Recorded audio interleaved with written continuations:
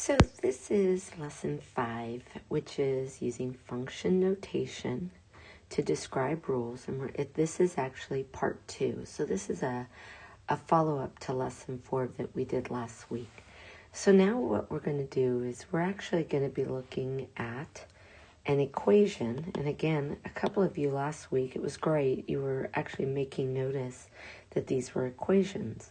So, and I was saying, well, it would be a function if you used something like f of q. So there's the difference between an equation and a function. Remember, a function has got this 1-to-1 ratio. So it's one output for every input. So just remember that. That's really critical. All right, so what we're going to do is that you very well may need a separate sheet of paper here, because what we're going to do is we are going to determine what value of q is going to make the equation true when p is 7. So you're probably going, wait a minute, what does that mean? In other words, what this means is we are going to insert the value of p, which is 7, into this equation, and we're going to make it true. So take a look. We're going to go q is equal to 4, 0.8, and p in this case is going to be 7. Therefore, I'm going to put 7 into it. So think about the way that was asked. Why couldn't they have just said substitute? Again, because mathematicians love to make you think deeply of what it's asking you to do. So what you're going to use is you're going to pull out your calculator, and the very first thing you're going to do is you're going to multiply 0.8 times 7, and you're going to get a value there, which is, I'm going to write 4 plus, I made a mistake. It's 0.8 times 7 is 5.6. Then I'm simply going to add those together, and I'm going to get q is equal to 9.6. So now what I want you to do is I want you to think about it. I'm going to write the following. I know that q is 9.6. So I'm going to write 9.6 is equal to 4 plus 0.8 times 7. All right, so you're probably going, wait a minute. And it's like, all I want you to remember is the left side, which is 9.6, is equal to the right side, which is also 9.6. This is a true statement. We know that if I substitute 7 in for p, that the right and the left side are going to be equivalent. This is a true statement. All right, so now that I've done 1a, what I'd like you to do is I'd like you to try 1b. Remember, p is equal to 100. So think about what I did in the first one. I substituted for p, I put 7. Now what I want you to do is I'm telling you that p is now 100. So go ahead and work through that. Okay, so what you can see that I did here is that I simply substituted in right here for p, I put 100. So then what I did was I pulled out my calculator and I did 0.8 times 100, which gave me 80, and I added 4 to it, which meant that q is equal to 84.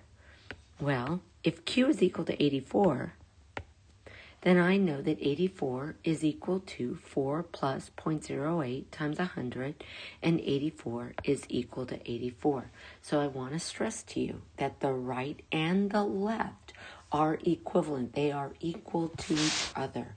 That's what we were doing, is making it true. All right, moving on. So now we have to figure out what value of P would make the equation true if Q was 12. So now we're going to work backwards. So let's set it up. We're going to use the exact same equation. So what I'm going to do is I'm going to write, because now we know that Q is 12. So I'm going to go 12 is equal to, and what is it equal to? 4 plus 0.8 times P. Well, now I need to figure out what is P. Well, that means I'm going to have to solve using my algebraic skills. So what am I going to do first? I'm going to first subtract 4 from both sides. Okay, when I do that, I get 8 is equal to 0.8 P. Now remember, I need to figure out what the value of P is that's going to make the equation true. So I'm going to divide both sides by 0.8, both sides by 0.8. This is 1P. So what is the value of P? The value of P is 8 divided by 0.8. So 8 divided by 0.8 equals 10. So P is equal to 10. Therefore, if I were to substitute P in and put 10 in right there, I would then note that 12 is equal to 4 plus 0.8 times 10. Well, 0.8 times 10 is 8. And when I add 4 to it, I indeed get 12. And 12 is equal to 12. Check. So we're going to do the exact same thing. And I know this is the one that typically kind of confuses students. So I'm going to work through this other one step by step as well. If you already know how to do this, then I'm going to encourage you to stop the video, work through it, and then check your answer with me. All right, so what I'm going to do is I'm going to go, I know that Q is 60, so I'm going to say 60 is equal to 4 plus 0.08 times P. Okay, remember I have to find out what is the value of P. So I'm going to subtract 4 from both sides. What I get is 56 is equal to 0.08 P. I'm then going to, I'll change colors here, divide both sides by 0.08. And all I'm going to do is use a calculator, right? I'm going to take 56 and I'm going to divide it by 0.08. And what do I get? Oops. Sorry about that. 56 divided by 0.08 equals 700. 700. So, P is equal to 700. So that means, that doesn't seem right. It's got to be 70. It's got to be 70. I made a mistake somewhere. I'm going to stop my... Okay, so I didn't make a mistake in my math. What I did was I wrote this problem down wrong. It is not 0.08. It is 0.8. It's 0.8. So that's my bad. Totally my bad. So I just copied the problem down wrong, which Mrs. Hanafarth does make mistakes. So just remember that. It is A-okay. And what I did was I realized that my problem wasn't coming out right. So I knew I had an error somewhere. All right, so let me fix this right here. So I got to change. This is wrong too. So again, I'm going to divide both sides by 0.8 in order for me to get P. All right, now I know it's going to work. 56 divided by 0.8 is 70. So P is equal to 70. All right, so now let's just verify, okay? Change color again just to verify and show you. I'm going to go 60 is equal to 4 plus 0.8 times 70. All right, so what I would do, use a calculator and do 0.8 times 70 plus 4. So 60 is equal to 4 plus 56. And what is 56 plus 4? 60 on the left is definitely equal to 60. Therefore, it works. So both the right and the left are equivalent. All right, very good.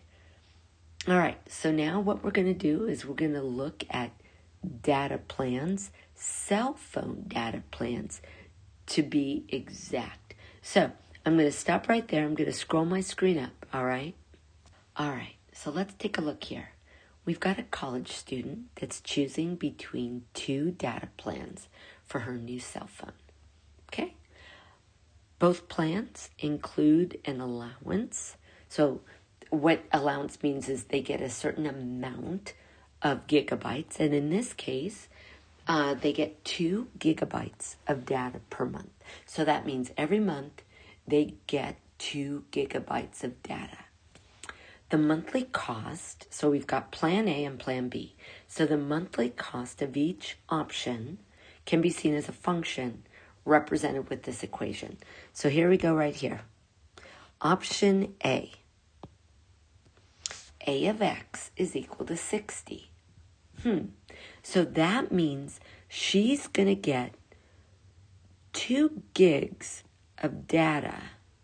All right, that's the allowance. She's going to get that every month, okay? It provides that. And then the option, it's going to cost her $60. Okay, well, option B is saying that, well, wait a minute, 10x plus 25. So let's read a little bit more down. So I've got 2 plans, right? We got Plan A, and all I see is that A of X is equal to 60, and I've got Plan B, and Plan B says B of X is equal to 10x plus 25. Okay. It says in each function, the input X, okay, so X is going to represent the gigabytes of data used over the monthly allowance. Oh, all right, so let's think about that. So for Plan A, she gets 2 gigs of data. I'm just going to write that right there. And so 2 gigs of data is what she gets, and over the monthly allowance. So X represents the gigabytes of data used over the monthly, but it's always just going to cost her $60. So it sounds like this is a flat fee, $60. All right. Well, what about Plan B? So it looks like this X is going to be, every time she goes over, it's going to be $10 for everything that she goes over, and we always have to add $25. Okay, wow. All right, so let's take a look here. The student decides to find the values of A of 1 and B of 1. All right, so and compare them. So what does that mean? Well, remember, 1 is the gigs of data. 1 is the gigs of data over, so X represents gigs of data over the monthly allowance.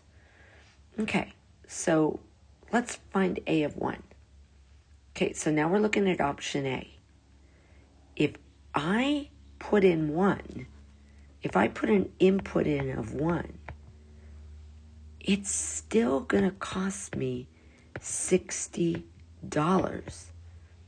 because there's no, it doesn't matter. If she uses 1 gig of data, it's $60. Even though she's got an allowance of 2, it's still $60.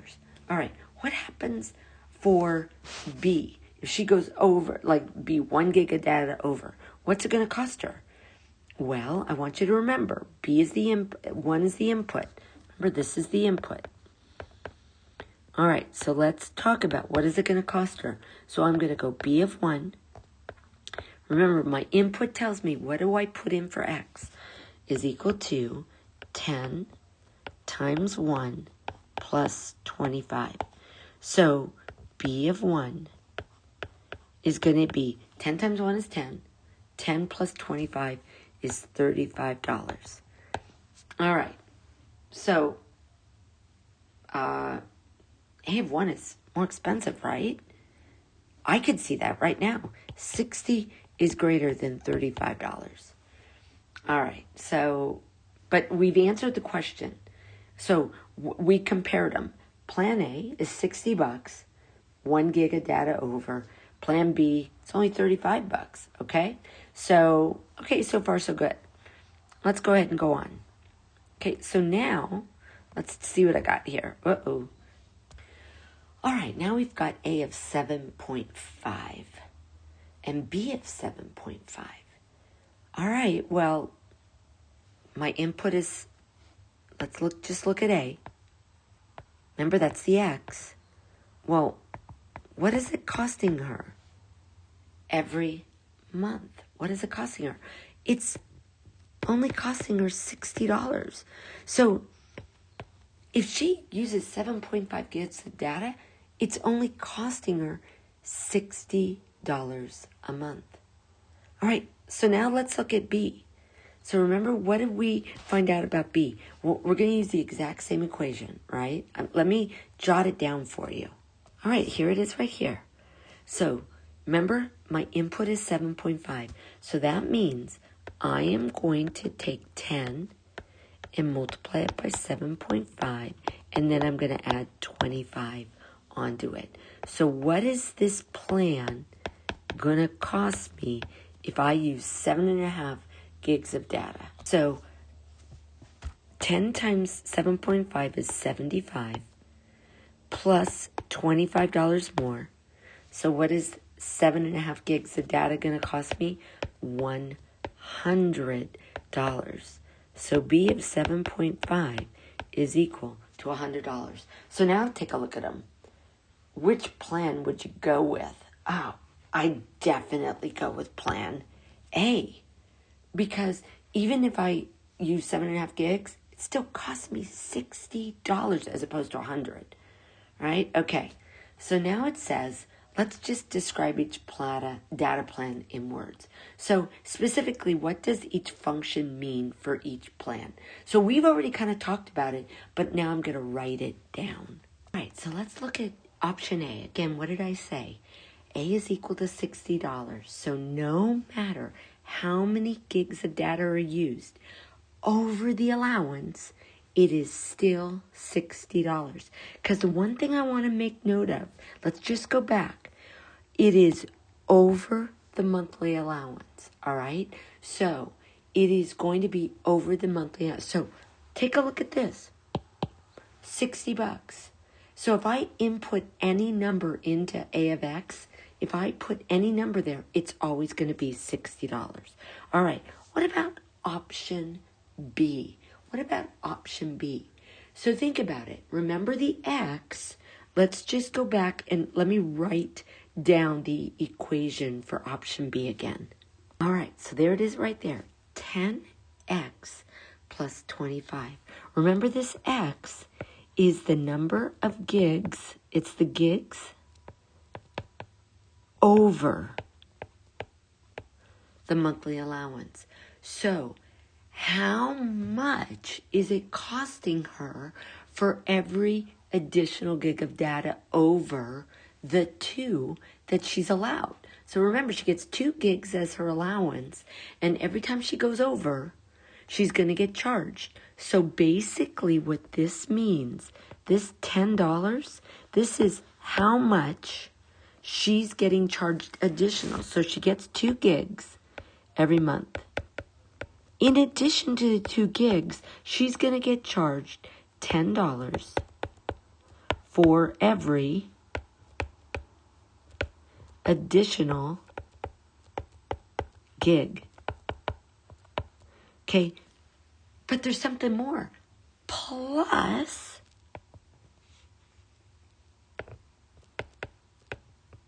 this $25. So it's got to be a fee. So this is going to be a fee. All right, so let's just make sure. Option A, $60 a month no matter what. Option B, she gets 2 gigs, right? And for every additional gig that she goes over to, it's going to cost her $10 for every additional gig plus a $25 fee. All right, make sure you've got that down. Because the next thing we're going to do is we're going to graph the function on the same coordinate plane. Meaning we're going to graph both equations on the same coordinate plane. Okay, so let's just think about it. Here's our X and Y. Data used over. Okay, so what was it? Let's just look at option A. If she used, remember, they get 2 gigs every month. Okay, and all we're doing is we're looking at the data used over. All right, here's option B. All right, so option A, she uses 1 gig over. What did it cost her? 1 gig over. What did it cost her? $60. How much did it cost her using 2 gigs over? $60. How about 3 gigs over? $60. Didn't we determine that it was $60 no matter what? So basically right here, it's going to cost her $60 no matter what. Here's option A. All right, now let's talk about option B. Okay? So think about it. All right, if she doesn't use any data, let's just put in our equation real quick. There it is right there, 10x plus 25.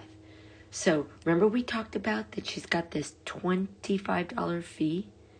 So if she uses 0 gigs of data, 0, meaning it's going to cost her something, right? Because if I substitute, remember what we do, if I put a 0 in for x, that means 10 times 0 plus 25.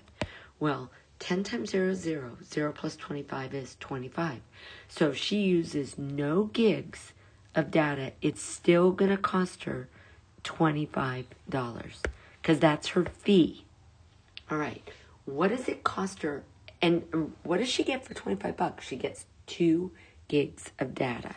So for $25, she gets 2 gigs. All right, now, what happens if she goes over by 1 gig? Remember, when I put 1 in, what did we get? We got 10 times 1 plus 25. Well, 10 times 1 is 10 plus 25 is 35.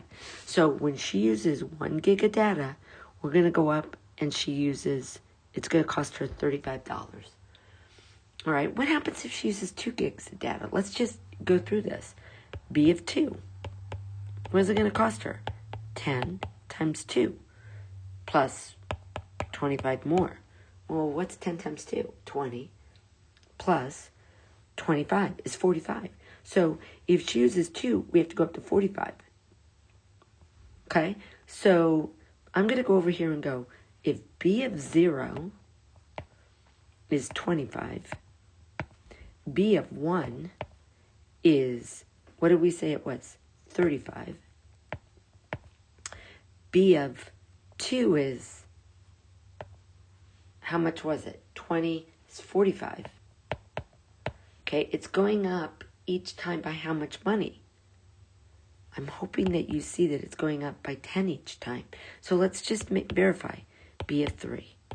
Well, 10 times 3 is 30. 30 plus 25 is 55. So again, 3 goes with 55. So these are all ordered pairs. So 3 of 55. And I could keep going, right? I can keep going up. Right, take a look. There it is, right there, look. Okay, so think about when I just want you to look at it. So what plan would you choose if you were her? What's going to be the cheapest? Just want you to think about that for a minute. Well, I hope you think that if I